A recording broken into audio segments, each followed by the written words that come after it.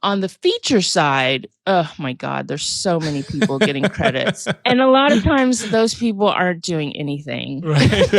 I've heard that a lot. So sad.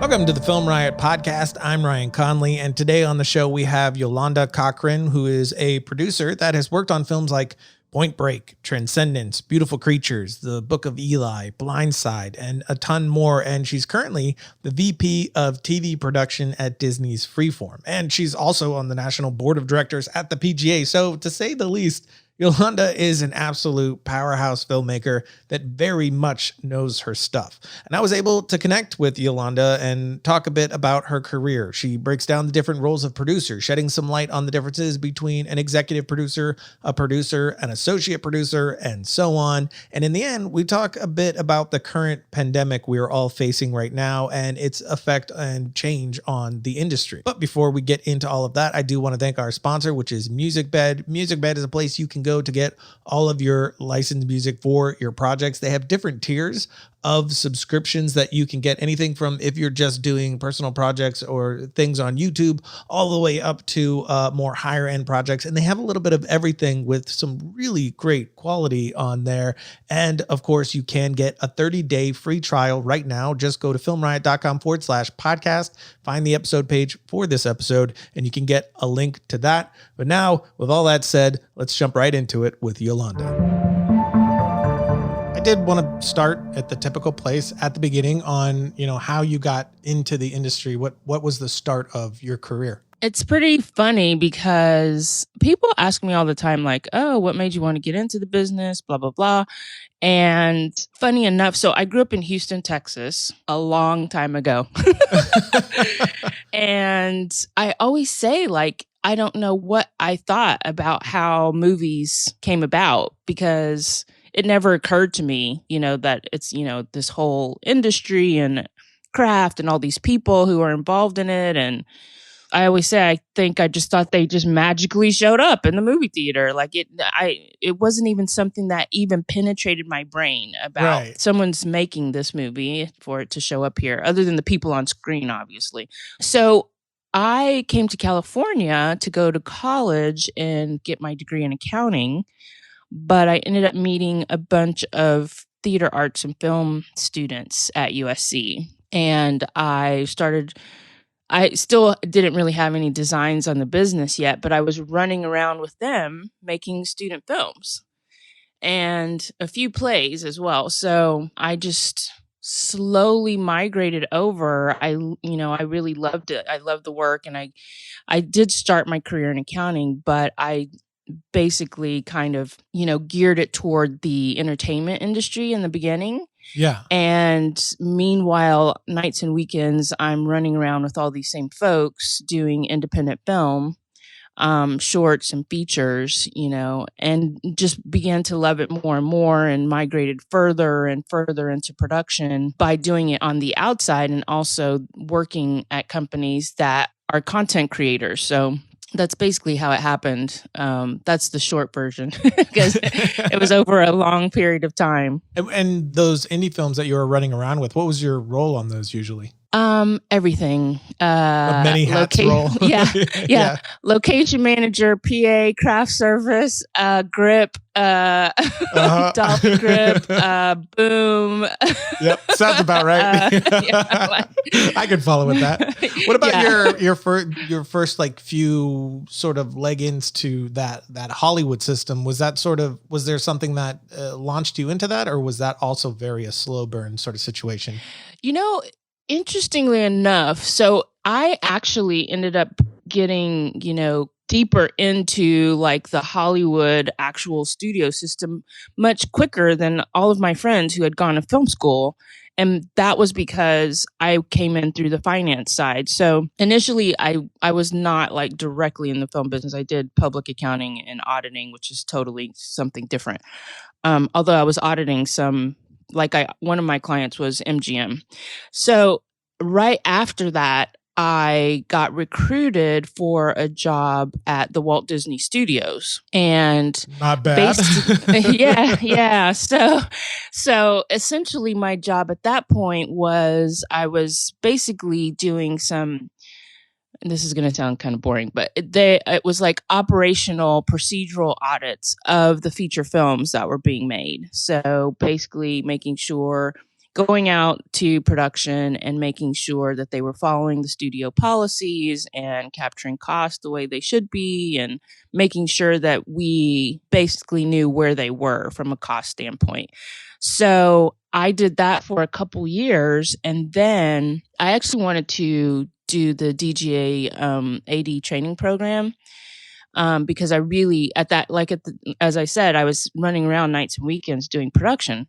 So I really wanted to do a deep dive and be directly on production. And so I thought I wanted to be an AD. Thankfully, I did not get accepted because that was not the path that I should have taken.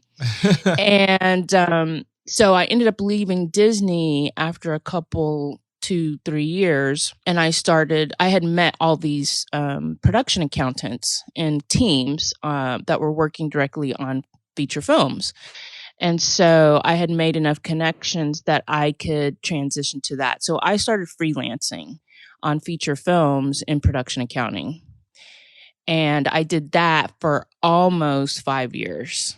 And that was great. I loved it. It was so much fun, such a great time in my life. And continue to grow my love for film and for production and all of it. And so over time, and then again, even though I was doing production accounting, I was also still, working with friends from USC who had their own independent projects that they were trying to get off the ground or whatever, or shoot. And so I'd be doing that. And so, that combo, I just continued to migrate. At a certain point, I wanted to drop the finance part, which I kept for a long time, the finance part, but I was able to really primarily focus my time and energy towards production. And that came about when, after I was done freelancing, I worked for a couple of production companies, one of which was called Alcon Entertainment. And I spent 12 years there, and I came in basically in a production finance role, but they didn't have anyone there who was doing the physical production oversight. So I kind of took that on just by osmosis. And then eventually it was officially my purview. So. Right. And the production oversight, that's just like you were saying before, that's just making sure they're following policy and they're on budget and all that? It's actually a ton.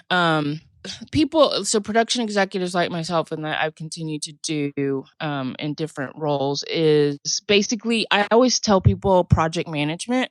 And so we have to make sure, in the initial stages, it's, okay, here's a film that we want to make. Where are we going? How are we going to do it? Here are the parameters. Here's how much we can afford. So then it's, taking the script and creating a schedule and a budget and figuring out, okay, from the creative part of the storytelling, where can we take this that we can, make our money go the furthest by basically having, production tax incentives. So, those are in some key states, but does it match the creative of what you're trying to tell? So it's all that, breaking it down, how are we going to make this? How are we going to follow a certain plan? And then you start getting into like all of the legal clearances and the insurance and the, crews, and doing any kind of applications with states for those incentives. And then it's being in contact all the time with your line producer on a day-to-day basis to see that we're on track with plan and where are we with cost.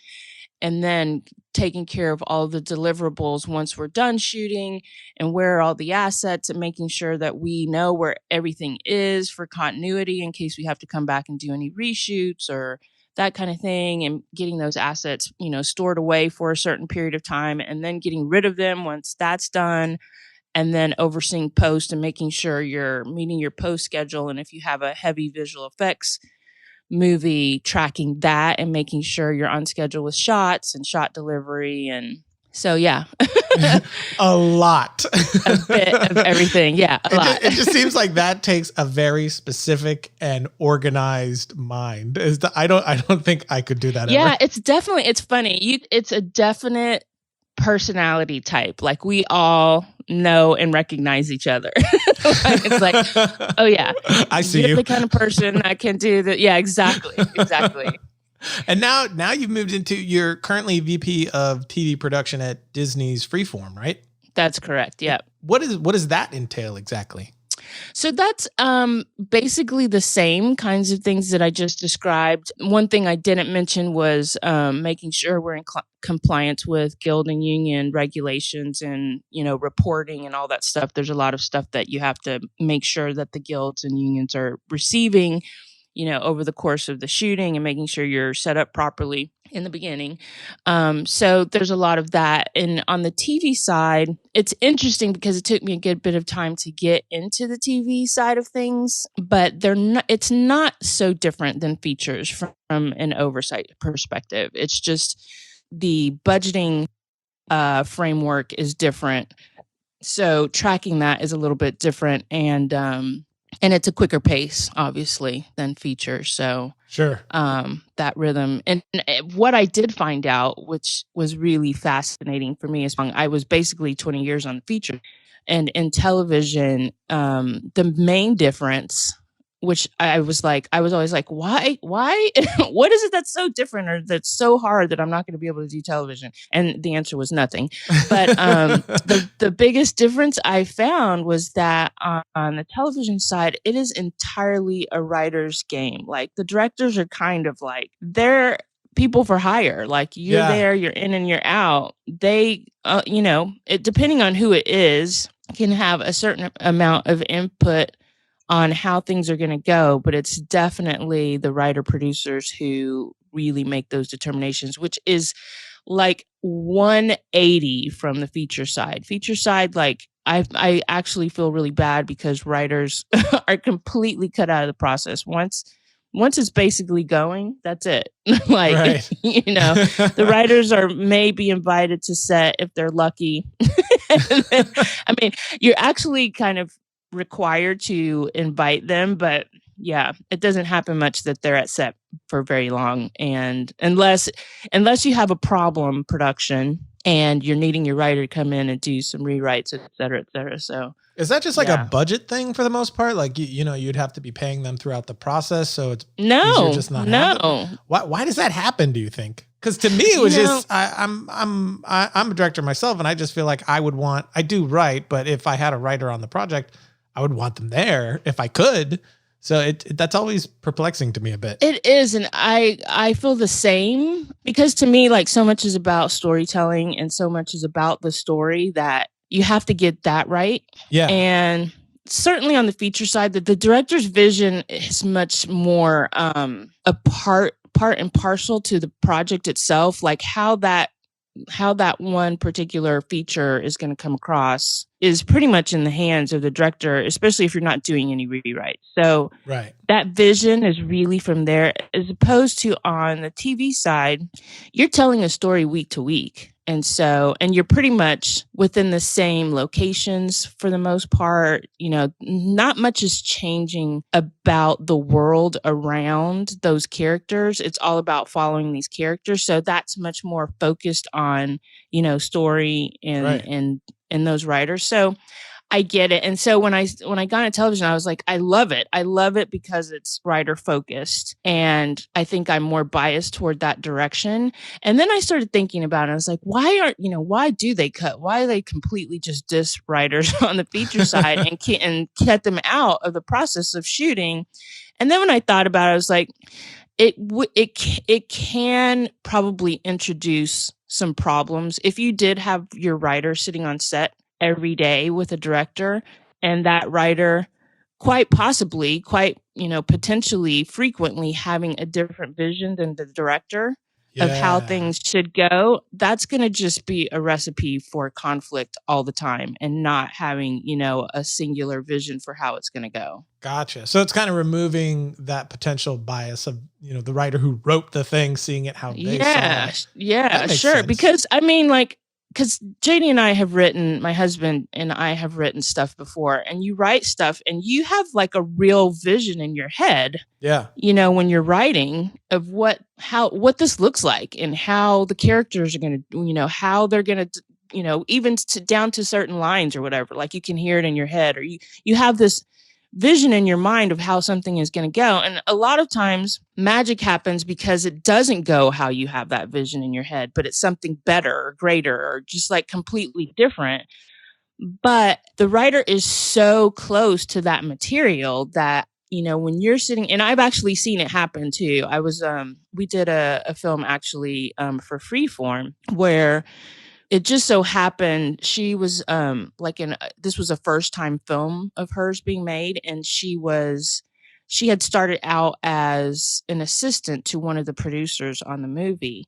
And so basically he was the one who got this movie made because, she was like, "Hey, I have the script and I think it would be great. And can you read it?" And he's like, "Oh my gosh," because that always happens. But then he read it and loved it and got the movie made. And because he had such a great relationship with her, she actually was on set the entire time of shooting, which is unusual. And I know just from having been on set with her a few times, there were times where she was like, "This is not what I was thinking. This is not." But she actually was very respectful because she's new and she knew she was getting an opportunity.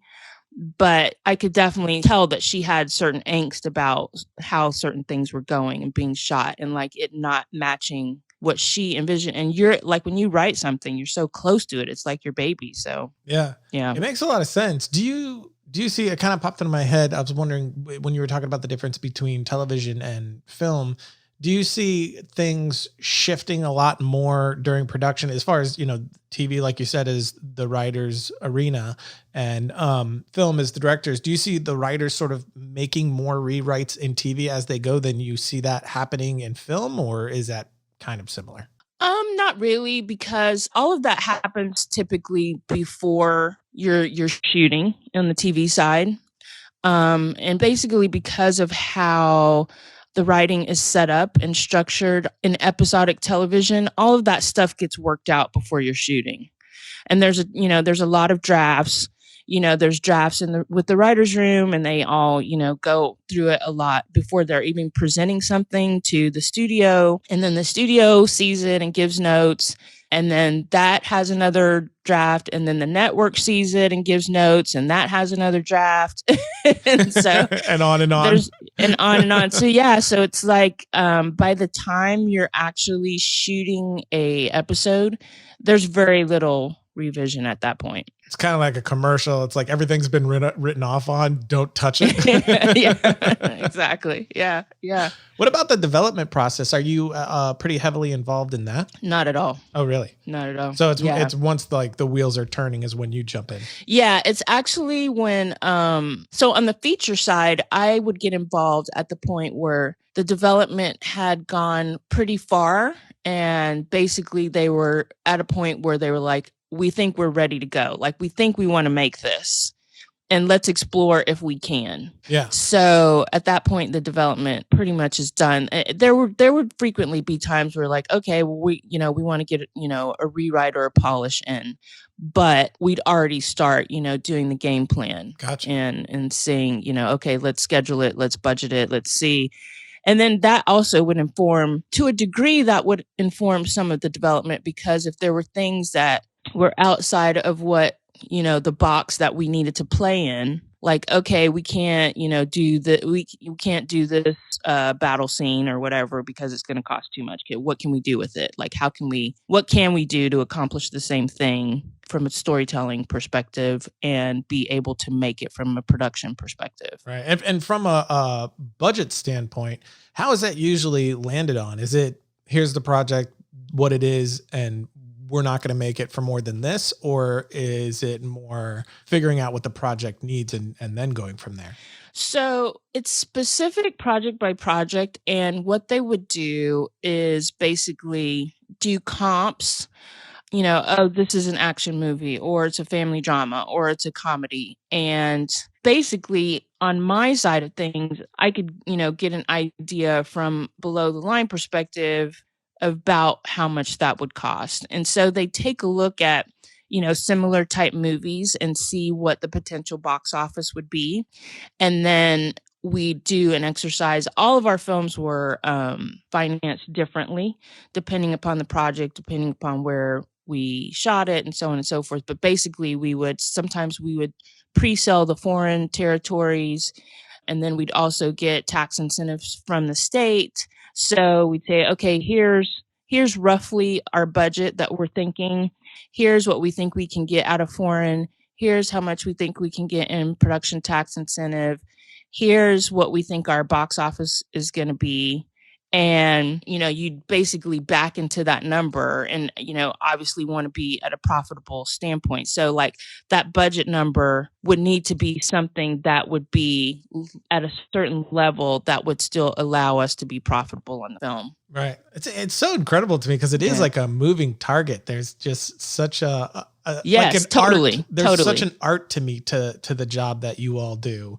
To nail that down. It's really incredible. Another thing about it is that also kind of tells you why like people are unfortunately will say, well, we can only make this movie with such, we can only do it if we have, Brad Pitt or if we have Denzel Washington, because Denzel Washington will bring a certain amount of money in the foreign market. Because if we pre-sell it, those markets are making a bet on how much they think they can make. And so then we know, like, okay, if we cast this person or if we have this person directing, we'll get 20 million out of foreign. But if it's this person and this person, we'll only get 10 million out of foreign. So then it changes like, okay, well, if we're only getting that much, then, and we need to be at a certain level of investment that we can put into the budget, that then will inform like, okay, here's the box that we're in. Can we actually make this movie for this amount of money? That's crazy. That's actually the question I was going to ask, was about what's going to lead to the most success in selling to the foreign market. So just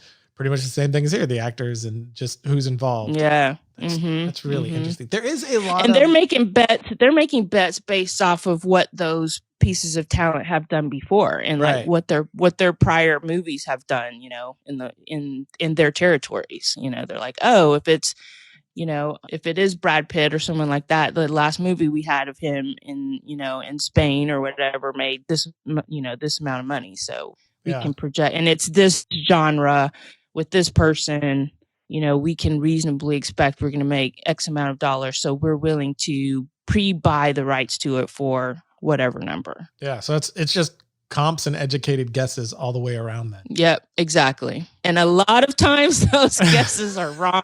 Oh man, that is so true. There are so many different roles of producer, and I know you have a lot of different credits as producer across your filmography. So I did want to talk a little bit about the differences on some of the roles, if we could, like the difference between an executive producer and a producer and a co-producer. Like what are all those? Because I know for a lot of people, especially starting out who haven't been through the process, the role of the producer is kind of like mystical. What do they do besides everything? Yeah. I know, it's the $20,000 question. It really is. It's funny because now, having been on the TV side, the TV producer titles, there's so many of them, but they actually make far more logical sense and actually are attached to something than on the feature side. The feature side is way more nebulous. So on the TV side, there's all of those producer titles basically, other than one, which I'll come to at the end, are writer producers. So other than the younger people on a writing staff who are basically staff writers and then become story editors, those producing credits for the most part are people who are writers on the show. So like all of the writers get producing credits. Oh, okay. And so those, and it basically the further and the more experience you get, the more, more value you're bringing as far as, structuring the room, the higher that credit goes. So you start out as a producer, then you become a co-producer, then you're a supervising producer, then you're a co-EP, and then you're an executive producer. And the executive producer on the television side is the highest credit. And there is something else called a consulting producer, but that's typically somebody who's not full-time in a room. They're kind of senior, but they're not necessarily completely involved in the show. Right. And then the last category of producer in television, there's something called a non-writing EP. And the non-writing EP is similar to, like the high level producer on a feature film, like say a Jerry Bruckheimer or someone like that. That's not quite equivalent, but they're basically non-writing executive producers in television are people who are involved in the project, the creative. They might have something to do with the rights. Typically they do, like they've somehow attained the rights to the material and, packaged it together and, are involved with all aspects of the show, but they don't write. They're not in the writer's room. Gotcha. On the feature side, oh my God, there's so many people getting credits. And a lot of times those people aren't doing anything. Right. I've heard that sad. a lot. I mean, I've had conversations in, various different settings about the explosion of credits. Right. And quite frankly, so I'm on the national board of directors for the Producers Guild. And one thing that frequently comes up and that we're very proud of and hasn't been around forever, but it has been around for a while now, is something called the Producer's Mark. And you're starting to see that now, where producers have a P.G.A. after their name in the screen credits. And so in order to be able to get that mark, you have to demonstrate that you actually did produce the movie. And there's, a set of benchmarks to get that or to deem that, which we can come back to. But so the highest credit on the feature side is producer. There are also associate producers, there are co-producers, and there are executive producers. The second highest credit, so the highest credit on feature is producer. The second highest is executive producer. Oh, wow. I actually thought it was the reverse. Yeah, no, the highest, like the closest you are to producing a film, you get a produced by credit. Right. And executive producers are typically not actively producing a movie. Sometimes they are, sometimes they're not. A lot of times people get an executive producer credit. I mean, nobody wants a executive producer credit if they're actually producing the movie. They want a producer credit. Right. So if somebody has an executive producer credit, that just tells you that they have some other involvement, and that might mean that they brought the money or they somehow brought some piece of talent that got it made or whatever, but they're not directly producing the movie. Gotcha. Or they're a big name, or that again somehow some bit of input or some contribution of theirs got the movie made. Right. Or they might be involved with the company who's bringing the money. And then co-producers are, a lot of times line producers will get that credit, depending. Line producers typically get a co-producer or an executive producer credit. The higher, bigger name line producers with a lot of credibility and, have been around a long time, they get executive producer credits, but a lot of times they get co-producer credits. And then other people involved tangentially with, getting the movie made, not necessarily getting it greenlit, but actually getting it physically made, get co-producer credits. For the people who don't know, what does a line producer do specifically? So your line producer is basically your project manager, complete project manager. Like imagine the person who, if you're building a building, and the person who's like the construction foreman, or the person who's like making sure that you have all your materials, you have all your people, you know what your schedule is, that you're staying on budget, everything's tracking. So, and they're in contact with the studio. They're running all the day-to-day. They're in contact with each department on the film and making sure, okay, there's especially in contact with the AD department and scheduling everything and making sure you have all the resources you're going to need for what's entailed in that shooting day. And then being in contact with, camera, grip and electric, with costumes, with construction, to make sure that everybody's on track and everything's going according to plan. Are they keeping an eye on the budget as well? Like, yeah, that they're not going over? Yep. And then every week there is something called the cost report. And the cost report will track where you are to date compared to what your budget is for the movie by department, line item by line item. And so they're responsible, and each of these departments need to be reporting into the production manager and the line producer when they're going out and getting whatever materials and resources, wardrobe, construction materials, camera, grip and electric rentals, stage rentals, locations. We have, you have a whole locations department. You have to go and make sure you have everything you need at the location. So all of those people are needing to be in direct contact with the production manager and the line producer about what they're doing, getting all of that stuff approved. Everything has to be approved before anything is put into place. And then you're going and then you're tracking. It's like, how are we doing on our shooting day? Are we going to make it?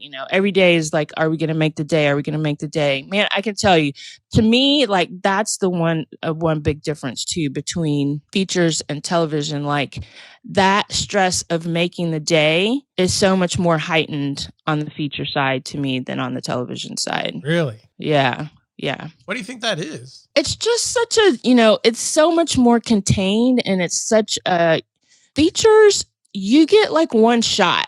Like it's this one project, and it's going to succeed or it's going to fail. And you have, one budget, and you don't really have, in most cases, unless, I don't know anybody who says, oh, we've got plenty of money to make this movie. It's always like, we don't have enough money. And right. So I need more money to do this or whatever. So any kind of variance away from that, especially like not making your day, it has a huge impact. That means you're going to have to take away from somewhere else. Whereas on the television side, it's just more, there's such a rhythm to it because you're going back to the same thing, especially if you're not on a first season of a show. You have permanent sets. You're basically going back. You have days out where you go to different locations that you don't shoot for every episode, but it's just so much more contained.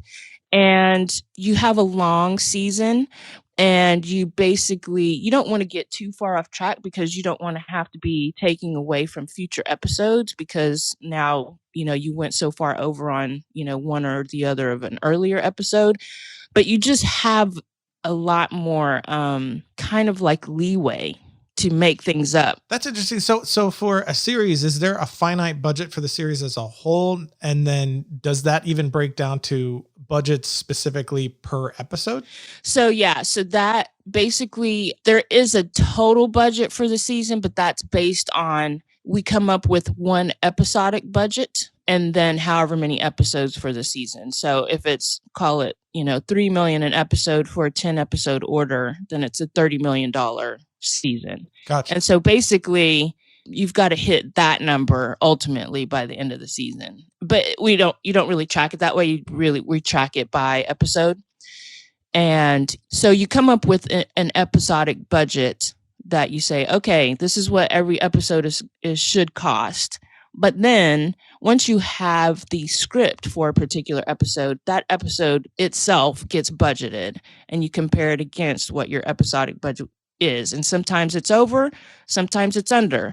And basically you just need to, by the end of the season, wind up even. Right. So you're just playing musical chairs to kind of situate everything. Yep. That makes a lot of sense. Are you doing that with days as well? Like each episode gets X amount of days, right? And then there's days as a whole. So typically, like you'll have, for a 1 hour drama, depending upon what kind of budget level you have, you're shooting that like 7 to 9, 10 days, unless you're an HBO. So fast. I know. Unless you're an HBO show like Game of Thrones, and they probably shot 15-day episodes or something. Gotcha. But yeah, so your episodic pattern budget for the season that you lock before you even start will be based upon a certain number of shooting days. So like, okay, we have a 7-day pattern budget. And so basically every episode is going to have 7 days to shoot. Gotcha. And then those can move around as well, depending on the episode, or is that pretty much just locked? It's pretty locked. Like if you're skewing off of your day, the number of days for an episode, you're putting yourself in a situation, you're going to have to go and find that day on a different episode. Yeah. So which I imagine would be crazy. Yeah. Yeah. Well, yeah. with so many different legs of producing and each doing so many different things, for someone starting out wanting to get into production as a producer, do you see sort of a pathway in, or since there are so many paths, does each one sort of dictate a different starting point?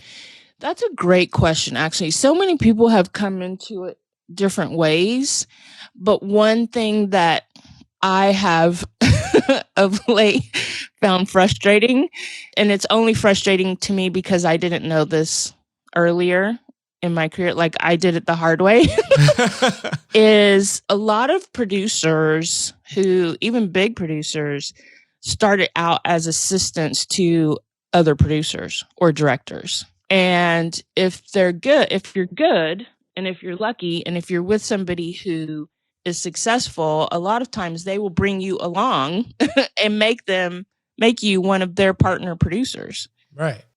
So that's not an easy job necessarily to attain, but that's probably one of the quickest ways to do it. How would one even attempt to get, say, an assistant producer job? Yeah, assistant to producer. It's tough. You kind of have to know people. That particular producer would need to be in a need for a new assistant and would be looking. And typically, and this is something that happens in my world a lot now because of having been in the business, and what I do is those producers will ask around to people they know. Hey, I'm looking for a new great assistant. Do you know anybody? Blah, blah, blah, blah. And then it becomes whoever they're asking. So that whole thing about who you know, it's like, yeah, there it is. It's so, so true. And, one of the ways to kind of get started and just start meeting people in the business is by being a production assistant. And a lot of times it's hard to be a set PA and even being a set PA is not a route to what I'm talking about. The set PA basically is going to take you into assistant directing on set. You want to be like an office PA and, start meeting people, and that will lead you to potentially being a director's assistant or a producer's assistant, especially if you meet people on a particular project and they like you. They'll remember you in that time when they're like, I need a new assistant. If they liked you and they remember you from that, they might, you might have that opportunity. And if you have the potential if you have established a rapport with that person, you might want to try and keep in touch or say, hi, just want to. And I've actually encouraged a lot of young people starting out to, if they have a rapport with somebody, to ask them for if they could just take them to coffee for like 15 minutes. Yeah. And for no reason at all, other than just to get to know them better and just to pick their brains and learn from them. And then it's really all about creating those relationships and having one thing lead to another of somebody knowing you and remembering you. Yeah. Or hearing about certain jobs just because you're around or whatever. Yeah. Sure. And I imagine in those instances, humility goes a very, very long way. Yes, quite. Because I've seen some of the opposite. It's just like, what are you doing? What are you talking about? I know. And particularly the thing that a lot of people starting out or younger or ambitious people, which is all wonderful, don't realize, you can't fully understand it because you haven't been there yet, is that all of these people have zero time for you.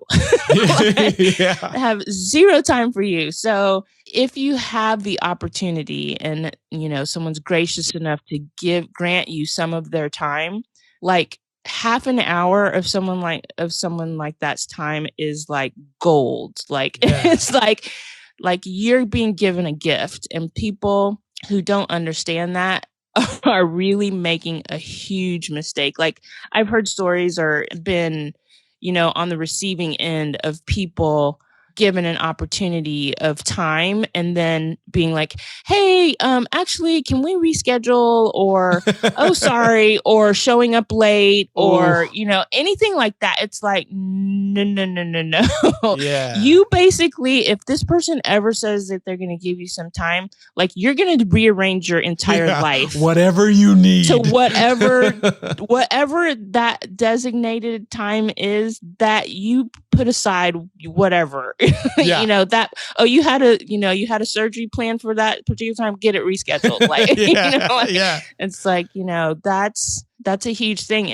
And that's all that they have. And so if you have that opportunity, it's like, you should use it. And if they are giving it to you, that means that they really like you. So you need to really take advantage of it, because that could very potentially lead to something else. Yeah. Like, they're not going to give you that time unless they like you.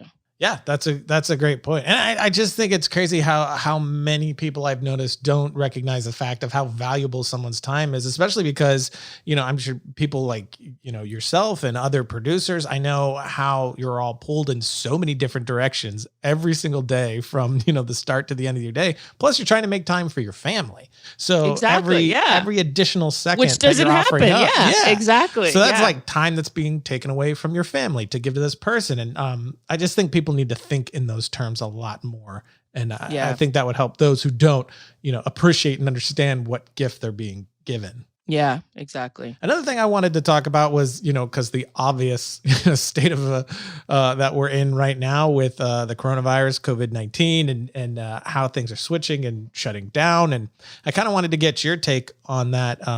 Someone you're in your position and your knowledge of how you see that affecting the industry right now, or maybe if you have any opinions of what we might be looking at going forward. Yeah, man, I tell you, it's consumed so much of my time and so much of everybody's time. It's like, first of all, it's moved so quickly. And, I was in my office over a week ago, and this, it was kind of like, oh, what is this going to turn into? Are we going to need to get prepared for this?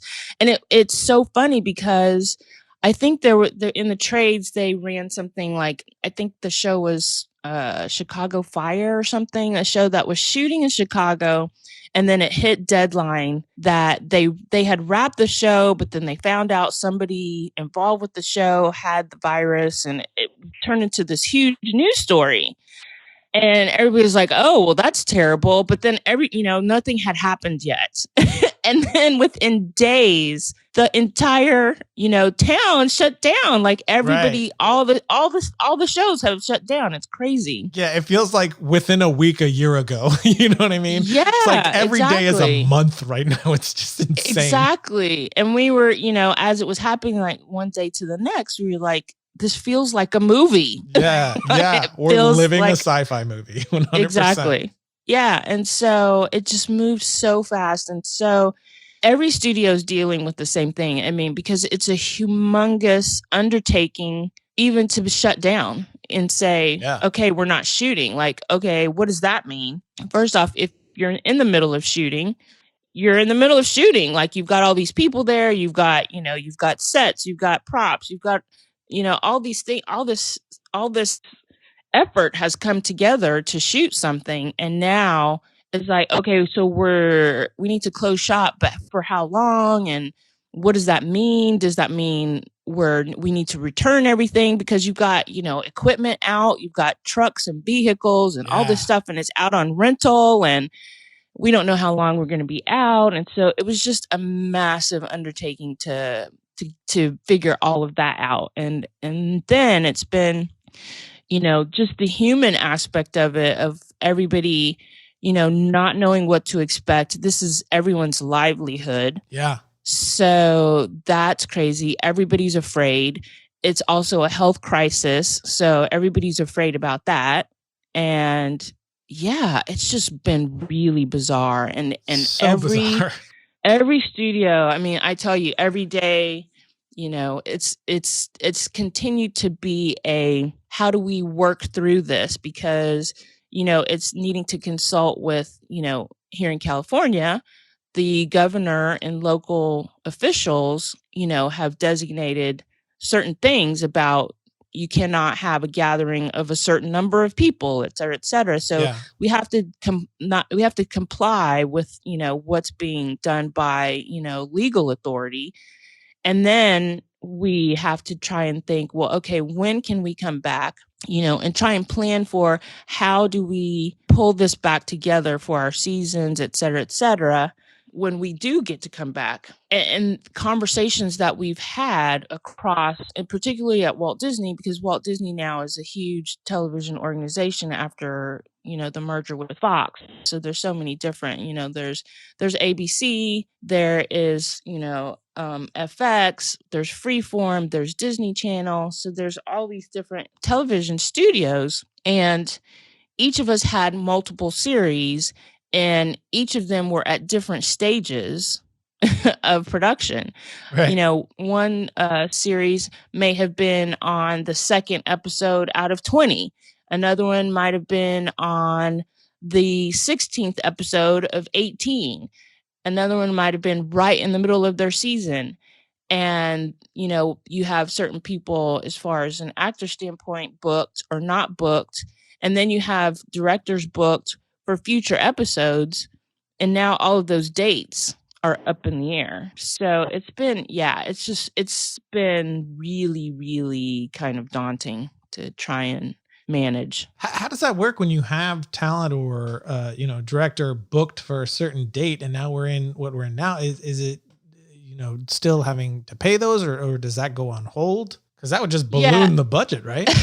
Yeah. It's actually, it's tough. I mean, the one thing that is maybe going to make it potentially less complex is the fact that the entire business is shut down. It's not like, the Disney shows are shut down, but, the Warner shows aren't, or the Universal shows aren't. It's like everybody's shut down. So it's not like, oh, well, I don't have the opportunity to go and do something else because you guys are shut down. It's like, no, you don't have an opportunity to do anything else because there's nothing else going on right now. So there are, definite union and guild guidelines that would apply to when dates shift or things happen that are not according to the original plan and the original signed dates.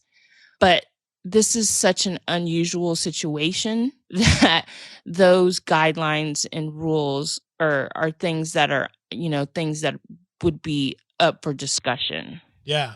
And it seems to be no real idea of when we might come back either.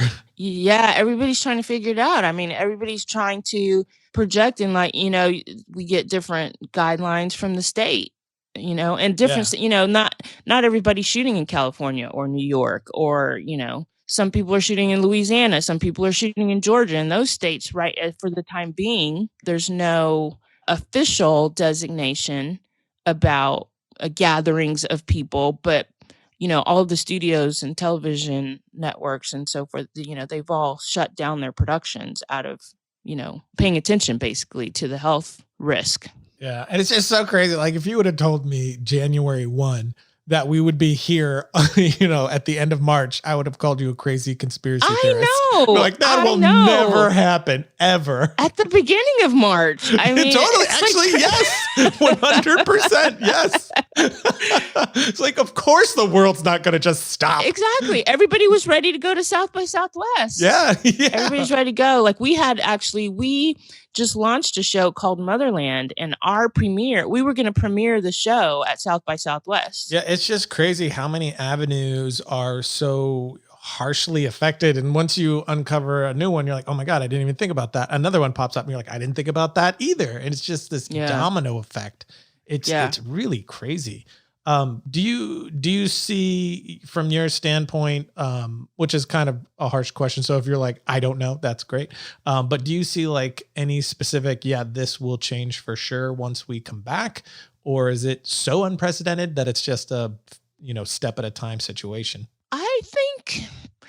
I don't know that there's anything that will change for certain, because of it's just the whole world's changed. And so it's going to be that, like, it's really going to be in that kind of broader context that, the thing that I think about more is like just nationally the economic crisis of this on the country that is just going to have to happen. In addition to the, I mean, it's a human crisis. It's going to be a major human crisis, health crisis, and people. I think so many people are going to be touched by it because, you know, based on projections, a lot of people aren't going to make it, which is terrible. Yeah. And so there's that. But then I think just the domino effect of what it's going to do of people being out of work and all of those things, I think that is going to have the greater impact just in general, as opposed to, oh, the shows and the movies are shut down. For sure. Because the thing is,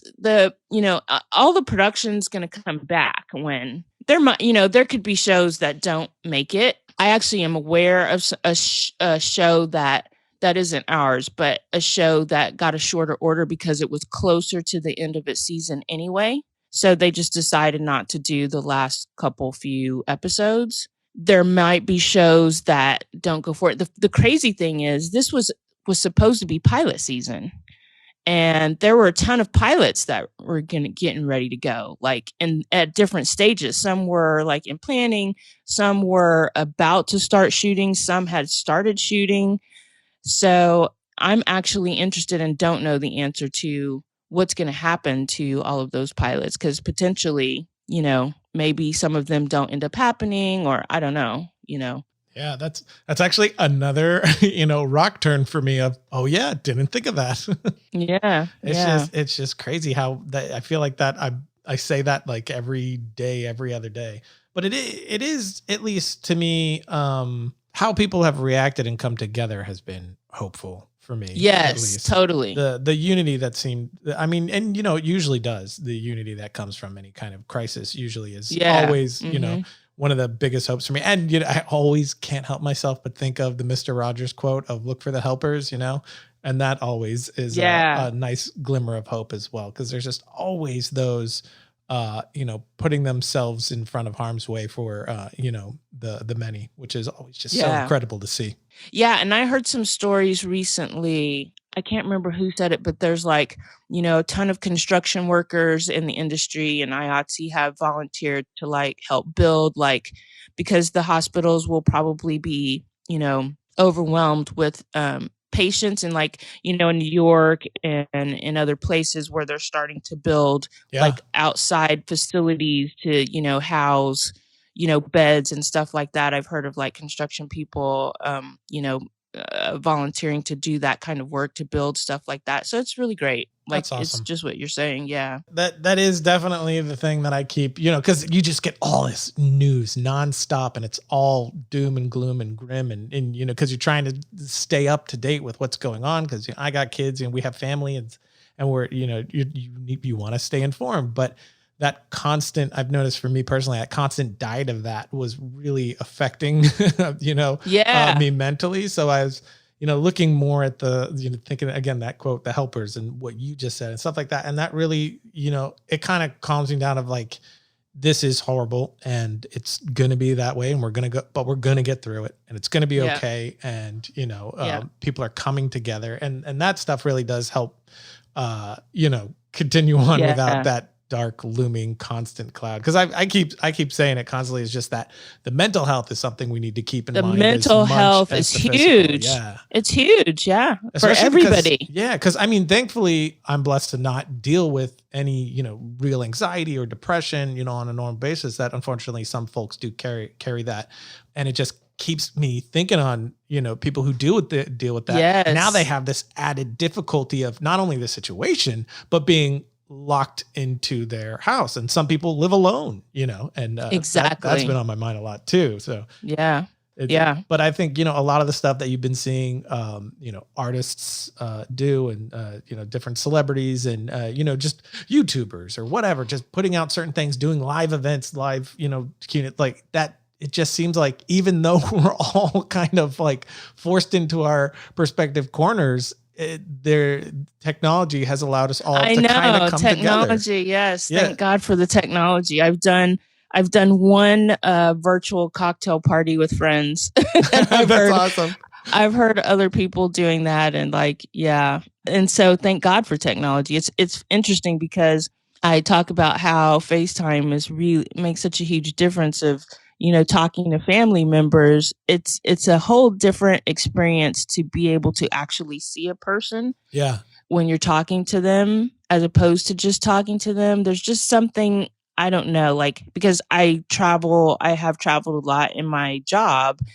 And so being away from loved ones, being able to actually see them as opposed to only being on the phone with them is like, it's it's the closest can get to not being actually away from them. Yeah. So the technology is like huge of like being able to do those kinds of things and FaceTime with people or whatever. 100%. It's definitely a lucky aspect of this that we all can still connect and help each other through it. Yeah, for sure. Well, I want to I've been in my fair share of video conferences too at work now, since everybody's working from home, and so there's a whole there's